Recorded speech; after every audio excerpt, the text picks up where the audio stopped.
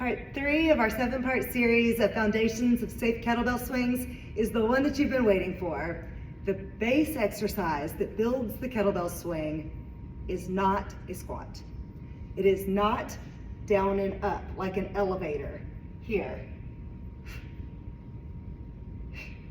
Instead, to efficiently do a kettlebell swing, which in essence is a pendulum where the bell goes back and forth like this, you need to have a slingshot base, and that means a deadlift base.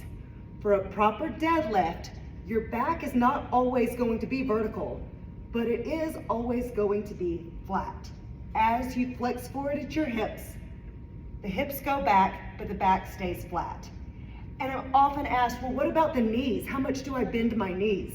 If you don't overthink it, your knees will naturally flex just a little bit, just as much as they need to, in order to facilitate getting the hips back as far as possible. So we want to pull that slingshot back just as far as we can get it. If you don't think about your knees, they're naturally going to facilitate helping to get those hips back as far as possible.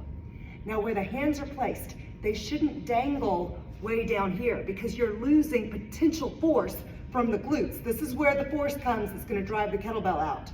So my friends, this is not private to you. It's yours, and I want you to get in there because the closer you get in here, it's going to mean more force that you'll be able to apply from the glutes to the kettlebell on that swing that goes out.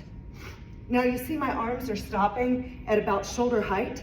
That's because that's where the forces are going to sum to zero. So the force that your glutes are driving out with and then the resistance of gravity all sum to zero when the kettlebell's about right here, depending on how powerful of a hip drive that you give it. It's going to be about shoulder height.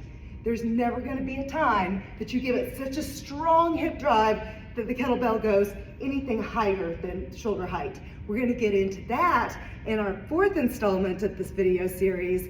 But for now, the main takeaway from video number 3 is the biggest takeaway so far, but 1 and 2 are hugely important. Watch 1 and 2, and then practice your deadlift, which looks like this, as the base move that will build your kettlebell swings. I'm Brook Benten, and I look forward to seeing you next time.